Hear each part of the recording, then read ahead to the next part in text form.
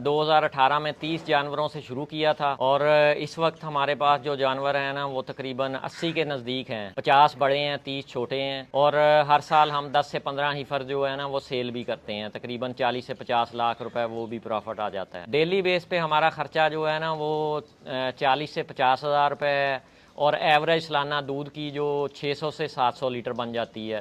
60 से 70 हज़ार रुपये डेली आमदन है हमारी। जितना हमने सोचा था उससे भी ज़्यादा अच्छा काम है, लेकिन इसमें टाइम लगता है, 2 से 3 साल लग जाते हैं। प्रॉफिट 2-3 तरीक़ों से इसमें आता है। नाज़रीन, फार्मिंग की दुनिया में डेयरी फार्मिंग हो या बफलो फार्मिंग हो, ऐसी फार्मिंग जो दूध दे और उस दूध से आपको रेवेन्यू जनरेट हो सके, आप ऐसा समझ लें ये कभी ना ख़त्म होने वाला बिजनेस है और कभी ना ख़त्म होने वाली फार्मिंग है।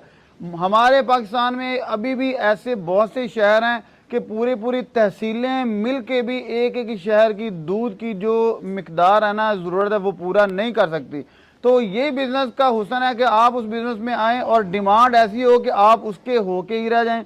मेरे साथ प्यारे भाई कैसे साहब मौजूद हैं जो डेयरी के बिज़नेस से वाबस्ता हैं। इनसे जानते हैं इनकी ज़िंदगी की कहानी कैसी है, ये फार्मिंग कैसे की जाती है, स्केड्यूल क्या है, किस फार्मिंग में क्या क्या मुश्किलात हैं, आसानियाँ क्या हैं और ये बिज़नेस आप कैसे कर सकते हैं। वीडियो में लास्ट तक आपने हमारे साथ रहे। सर, कितना अर्सा हो गया इस फार्मिंग में? ये हम तकरीबन 5 साल से कर रहे हैं। जानवर कौन से? जानवर पहले तो इधर के क्रॉस ही थे, फिर उसके बाद 2018 में हमने इम्पोर्ट किए थे।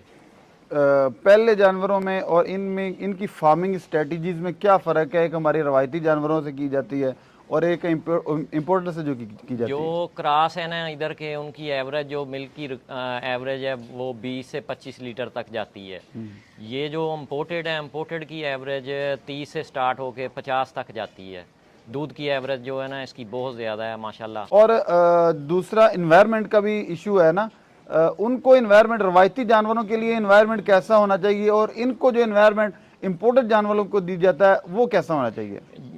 दूसरे जो हैं वो तो आम शेड में गुजारा कर सकते हैं। जो इम्पोर्टेड है ना उनके लिए शावर होने चाहिए, फ़ैन इस्तेमाल करने चाहिए। कितनी डिग्री तक गर्मी ये जिसमें सरवाइव कर जाते हैं? गर्मी 45 तक भी सरवाइव कर जाते हैं। इसमें जो डेली है ना वो शावर इस्तेमाल करने चाहिए और फ़ैन चलते रहने चाहिए। अच्छा, इस फार्मिंग की ख़ास बात क्या है? जैसे कि आपने 3 साल हो गए इसमें आए, तो अगर आपसे पूछा जाए कि आपने अब तक इसमें से क्या खोया है, क्या पाया है, तो आप चंद लफ्ज़ों में कैसे एक्सप्लेन करेंगे? फार्मिंग जो है ना असल प्रॉफिटेबल इसमें है। जो बंदा अपनी हीफरें तैयार करके सेल कर लेता है ना उसमें प्रॉफिट है। जो दूध का है वो सिस्टम खर्चे एक्सपेंसिव पूरे हो जाते हैं डेली बेसिस पे। साल में अगर आपके पास 50 एनिमल हैं उसमें 30 हीफरें आप रेडी कर लेते हैं, तैयार कर लेते हैं, वो 5 लाख के हिसाब से सेल कर लेते हैं, तो वो आपका प्रॉफिट। आपका अब तक का जो 3 साल का तकरीबन लमसम ये जो पीरियड गुजरा है, इसमें कितने आपने नए जानवर ऐड किए और कितने आप सेल कर चुके हैं? 2018 में हमारे पास पहले 20 इधर के ही क्रॉस थे, 30 हमने इंपोर्ट किए थे, 50 थे। तो उसमें 10-15 हीफर तैयार करके हम हर साल सेल कर लेते हैं। तकरीबन 40 से 50 लाख रुपए हर साल हम प्रॉफिट ले लेते हैं। मतलब कि हर साल 15 से 20 जानवर ऐड हो जाते हैं जी। और जो पहले से ऐड शुदा है वो एक साल का तैयार करके आप उसका तकरीबन 40-50 लाख के राउंड अबाउट हाँ, 4 से 5 लाख के हिसाब से ना हीफर प्रेग्नेंट जो है 6-7 माह की गब्बन वो सेल हो जाती है। माशाल्लाह माशाल्लाह। ये फ्रीजन है सारा? Friesian imported. अच्छा, इन जानवरों की एक तो ये बताइएगा कि डेली पे आपका ख़र्चा क्या है, पर हेड ख़र्चा क्या है, और दूसरा सालाना कितने पीरियड का आप इनके लिए साइले तैयार करते हैं, वंडा कितना है इन जानवरों के, कॉस्ट के वाले से कॉस्ट इसकी डिटेल में बताइएगा। वंडा जो है ना वो 3 लीटर फी दूध के हिसाब से एक किलो वंडा इस्तेमाल करते हैं। 3 लीटर दूध जैसे 21 लीटर मिल्क है काऊ का, उसे 7 लीटर वंडा इस्तेमाल करते हैं। 24 लीटर वाली को 8 केजी इस्तेमाल करते हैं। साइला जो बड़ी गाय है ना वो सर्दियों में तकरीबन मन के नज़दीक खा जाती है, गर्मियों में वो 20, एवरेज जो है उसकी सालाना 30 से 35 केजी आ जाती है। और अगर अमाउंट में इसको डिवाइड करें तो एवरेज अमाउंट में क्या सर्दियों में कितने एक जानवर खर्चा करवाता है और गर्मी में कितना खर्चा करवाता है? सर्दियों में जो है ना वो 1 मन साइलेज खा जाता है। 1 मन साइलेज की कॉस्ट अब इस टाइम जो चल रही है वो 400 रुपये फ़ी मन के हिसाब से साइलेज की है कॉस्ट। सही है। और वंडा जो है वो तकरीबन 60 रुपए केजी के हिसाब से है। वो दूध के हिसाब से वंडा खाती हैं। वो जितना दूध 30 किलो वाली का 10 किलो वंडा इस्तेमाल होता है, माशाल्लाह। 25 किलो वाली का 8 किलो होता है। फिर वो उस हिसाब से मैनेज। सही, माशाल्लाह। और ये मेजरमेंट विवज, असल चीज़ ये नहीं है कि आप फार्मिंग कर रहे हैं, असल चीज़ ये है कि आपके पास फार्मिंग की टोटल मेजरमेंट भी मौजूद है, जिसके आप सर सही समझते होंगे कि जब भी कोई फार्म नाकाम होता है या कोई भी फार्मिंग नाकाम होती है, उसके पीछे रीज़न क्या होती है? रीज़न यही होती है कि वो साइलेज खर्चे से डर जाते हैं, साइलेज नहीं इस्तेमाल करते, अच्छे सीमन नहीं इस्तेमाल करते, फिर नस्ल नहीं तैयार होती, जिसकी वजह से वो प्रॉफिट वो कहते हैं कि हम ना सरफा कर लें, सरफा कर लें। हाँ, वो क्या सरफा करके सूती नॉर्मल बुल इस्तेमाल कर लिया, नॉर्मल सीमन इस्तेमाल कर लिए, नई ब्रीड बनी नहीं, तैयार नहीं हुई, तो फिर वो ऐसे ही है कि हम ये सोचते हैं कि हमने पैसा इनसे खींचना है, इनको डालना कुछ नहीं है। तो आपके अच्छे से अच्छे जानवर डेड हो जाते हैं। और बहुत से, जैसे सर ने पहले बताया ना कि बहुत से क्रॉस जानवर को आप अच्छी फीड दे के, अच्छी टेक केयर करके आप उनसे भी अच्छा रेवेन्यू ले सकते हैं। लेकिन ये आपकी जो है ना, जो आपकी डेली प्रोग्रेस है, ये इस पे डिपेंड करता है। अच्छा सर, बताइएगा कि दूध के वाले से आपका डेली बेस पे दूध का क्या आउटपुट है, कितना दूध आपको आता है और कितने अमाउंट में आप दूध सेल होता है?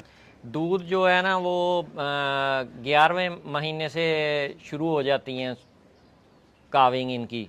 तो फरवरी में पीक पे जब दूध जाता है ना, फिर हमारा दूध जो 700-800 लीटर हो जाता है माशाल्लाह। 100 रुपये लीटर के हिसाब से हम सेल करते हैं। 70-80 हज़ार तक जो डेली सेल हो जाता है। खर्चा जो है इनका वो वंडा साइलेज टोटल खर्चा जो है 40 से 50 हज़ार के दरमियान में खर्चा है। बाकी जो है प्रॉफिट होता है। बाकी एवरेज जो है ना वो पूरे साल की जो दूध है ना वो एक्सपेंसिव जितने भी हैं वो क्लियर हो जाते हैं। अच्छा, एक और चीज़ है कि खर्चा, एक तो आपने डेली बेस का तो बता दिया है, पर लीटर कॉस्ट पे अगर हम कॉस्ट को पर लीटर पे डिवाइड करें तो पर लीटर कॉस्ट 1 लीटर 100 का है, और उसमें कितना लीटर पे कॉस्ट आती है? लीटर पे कॉस्ट तकरीबन ना 1 लीटर जो है ना कॉस्टली 70 से 75 रुपये लीटर तक आ जाता है हमें फार्म में।